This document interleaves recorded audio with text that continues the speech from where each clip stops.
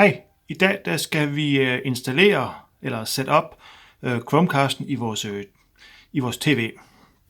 Det kræver, det er naturligvis en Chromecast, så det er et TV med en HDMI-udgang, og så er det selvfølgelig et Wi-Fi-signal, og så et stik til Chromecasten. Lad os hoppe om bag fjernsynet og sætte Chromecasten i HDMI-udgangen. Ja, her kan I så se tv'et, som jeg vælger at vise det på. I kan se, at der er to HDMI-udgange her og her. Og I kan se, at den ene den er besat. Der har jeg tilsat en PlayStation 4. Men jeg skulle jo også kun bruge en ledig HDMI-udgang, og det kan I se, den er her. Så der sætter jeg Chromecasten i. Det er ganske simpelt. I med den. Sådan. Og så skal den selvfølgelig også have noget strøm. Som jeg nævnte under unboxingen, hvis der er nogen, der har set den video, så kan man gøre det ved enten bare en USB. Altså hvis du har en USB-udgang i dit TV, så kan den få strøm derfra. Hvis du ikke har det, så kan du selvfølgelig også bare sætte den i et almindeligt strømstik. Det gør du sådan set bare ved at sætte USB-indgangen ind i den her. Sådan. Så den her skal ned i en stikdåse, eller hvad du nu har. Og den anden ende af ledningen ser sådan der ud. Den skal naturligvis ind i Chromecasten. Så vi starter lige med at komme den her ind i Chromecasten. Der er heller ikke så meget at tage fejl af der. Der er en indgang der. Og den passer fint ind der. Og så sætter vi den her ind i stikdåsen, så den kan få noget strøm. Så det gør vi lige. Så kan I se, så har Chromecasten fået strøm, og I kan se, at der er lys i den. Og når den lyser hvid, så er det godt. Så skal vi faktisk ind og sætte den op via Google Home-appen. Så lad os prøve det. Men her er der så ikke flere ting, I skal gøre. Det er bare Chromecasten ind i en ledig HDMI-udgang, og så strøm til. Så lad os fortsætte på den anden side. I kan også se her, at fjernsynsfar har faktisk selv allerede registreret, at der er blevet indsat en Chromecast. Og den skriver, at man faktisk kan gå ind på en hjemmeside på chromecast.com/setup for at installere sin Chromecast. Men man kan altså gøre det fra sin Google Home app. Yep. Her kan I så se i baggrunden, der er min Chromecast setup side, og her på min telefon er der Google Home appen. Så vi skal ind på Google Home appen. Den åbner vi. Og så kan I faktisk se,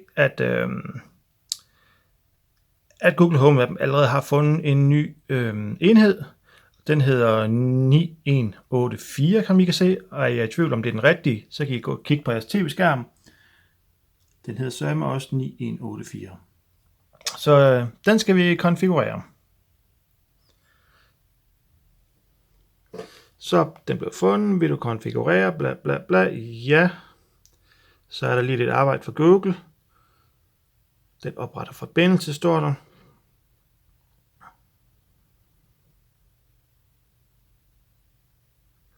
Så står der, at den er tilsluttet. Og hvis du kan se N2C4 på din skærm, så er det den rigtige enhed. Kan jeg det? Det kan jeg godt. Det er selvfølgelig en unik enkode til den her Chromecast. Ved din Chromecast vil der selvfølgelig være en anden kode. Vi trykker ja.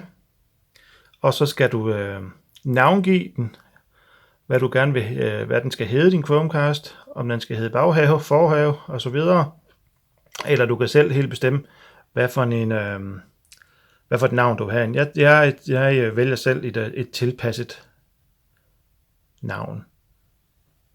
Så jeg skriver lige Office 1 på den her, for jeg har nemlig 2 andre Chromecast. Jeg har en over på det tv, der står lige ved siden af, og så har jeg en over på det tv her. Men lad os lige komme tilbage hertil.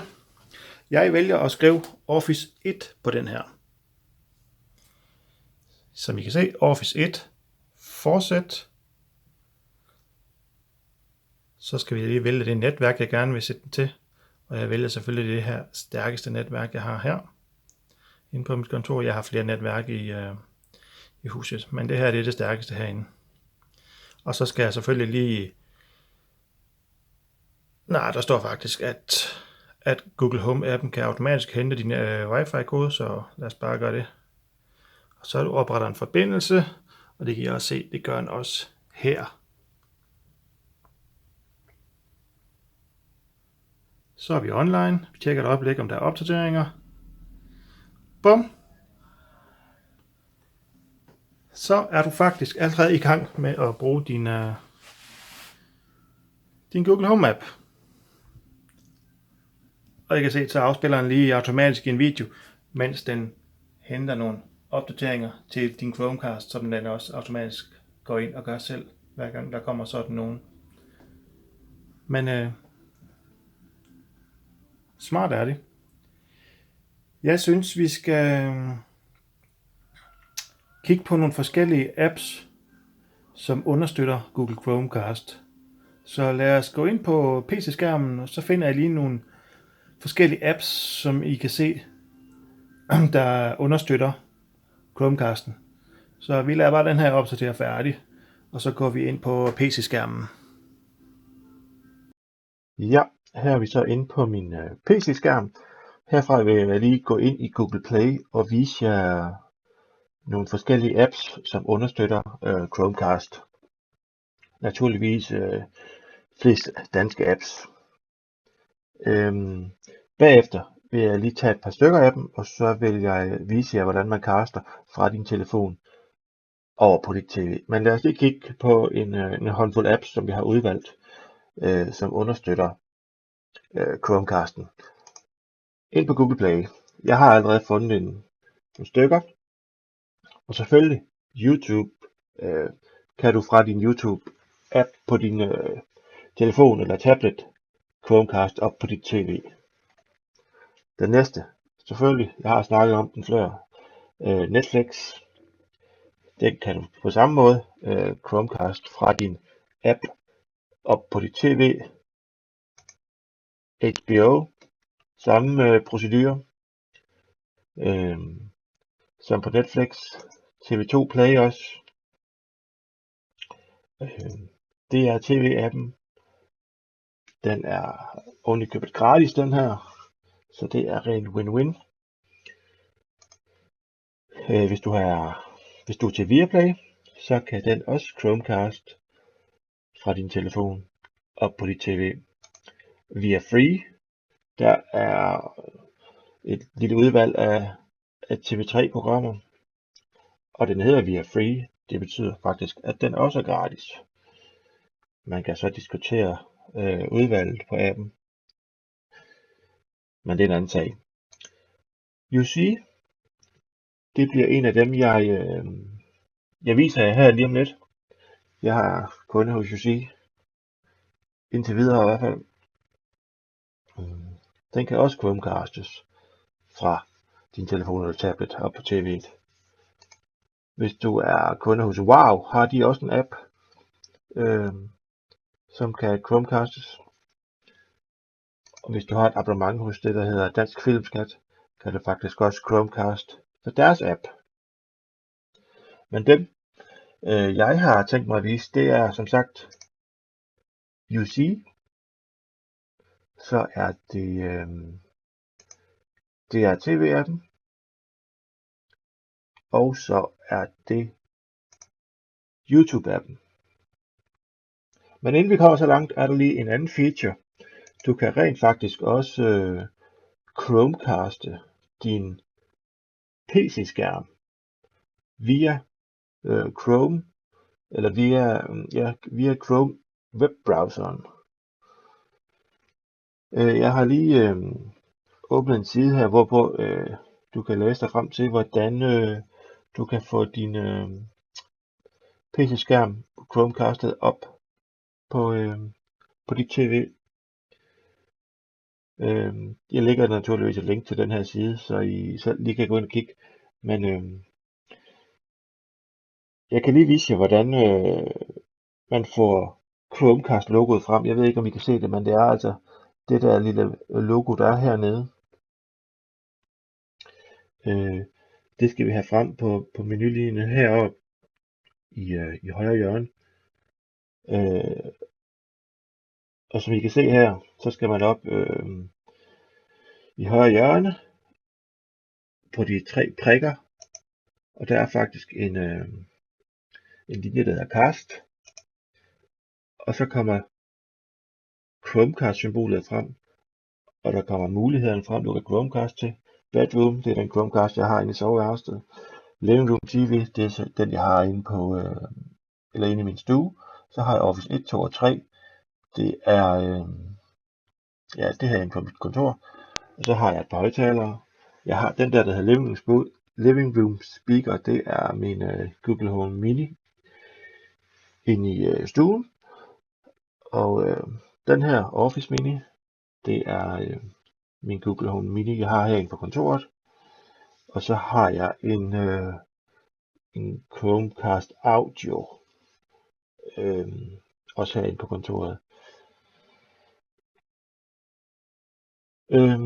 Men trykker man på krydset, så forsvinder logoet herover igen. I beskrivelsen herover kan man læse, hvordan man kan få logoet, eller hvad de kalder Chromecast-knappen, til at være frem hele tiden. Heroppe i hjørnet, Cast, så kommer den frem igen. Højre klik, ned på den der hedder Always Show Icon, eller på dansk hedder den jo nok vis altid ikon, og sætter hak i den. Så er den der hele tiden.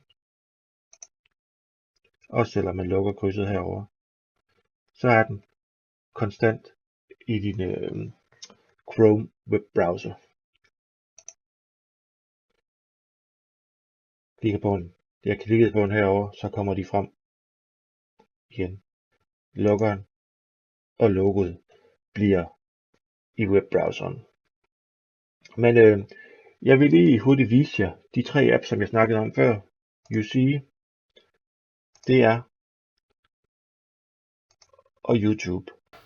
Ja, så er vi tilbage på tv-skærmen på det tv, hvor vi installerede Chromecasten. Det er jo den, vi kaldte Office 1. Og det er op på det tv her, vi skal caste fra telefonen og så op på tv'et. Så vi starter med YouTube-appen. Den ligger der. Og så kan I se det logo der, firkanten med de 3 streger, det er Chromecast-logoet. Så hvis jeres app har det logo der, betyder det, at det understøtter Chromecast. Lad os klikke på logoet. Og så kommer der frem, hvad for en Chromecast den skal caste til. Og det var naturligvis Office 1. Så vi klikker på Office 1. Og så kan I faktisk se, så kommer YouTube-appen op på dit tv. Og herfra kan du så caste din YouTube-video. Lad os bare tage den første her. Og så trykker vi på afspil. Og så kan I se, så kommer den op på tv-skærmen. Igen, så kan vi så lige diskutere indholdet af videoen, men det var ikke så meget for at vise indholdet af videoen, det var for at vise, hvordan man castede. Hvis du vil stoppe den igen, klikker du ned på den nederste linje hernede, der, og så klikker du på logoet deroppe, logoet heroppe igen, og så trykker du stop med at kaste. Så stopper den og går tilbage til Chromecast pauseskærmen. Næste, det er DR-TV-appen, den gratis app for DR-TV. Det foregår sådan set på samme måde. I kan se igen allerede Chromecast-logoet der i DR-TV-appen. Den kan vi klikke på, og igen vælge Chromecasten, og så kan I se, så åbner DR-TV deres app på dit tv, og så kan vi klikke på en tilfældig video fra DR-TV og åbne den, og så kan I se, så afspiller den fra din telefon op på dit tv.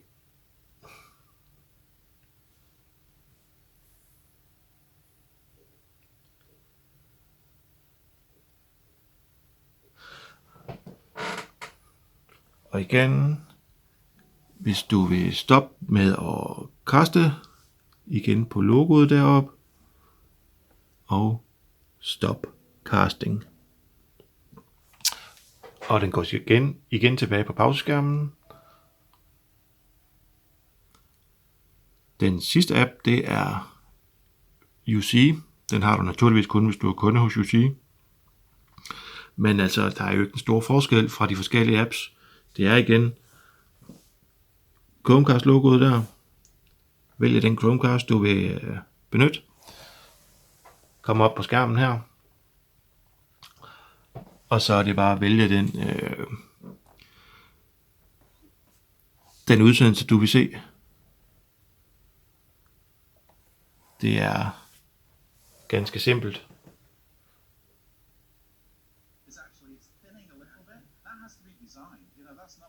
Så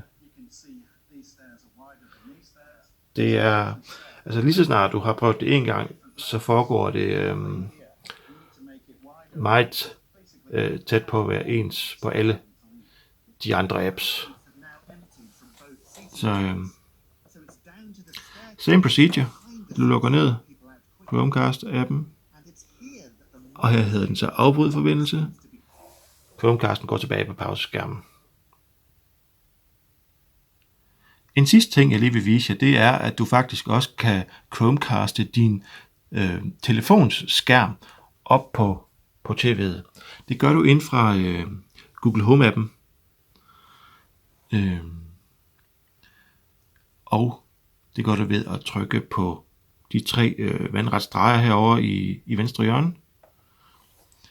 Og så klikker du på Cast, skærm og lyd. Og igen, Cast, skærm og lyd. I kan læse her, så at du spejler lyden og skærmen fra din telefon eller tablet op på tv'et heroppe. Så lad os prøve det.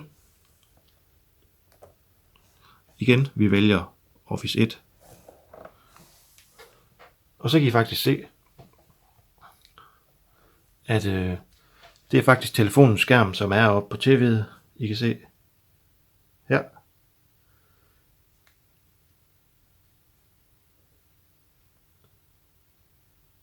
Så kan man faktisk se sin telefon op på tv-skærmen, hvis det er det, man har lyst til. Men det var lige, hvad jeg havde lyst til at vise jer i dag. Hvis I kan lide min video, så synes jeg, I skal gå ind og kigge nogle af mine andre videoer. Og så synes jeg, I skal abonnere på mine fremtidige videoer. Og så skal I selvfølgelig gå ind og give mig et like. Det var alt for i dag. Vi ses. Hej.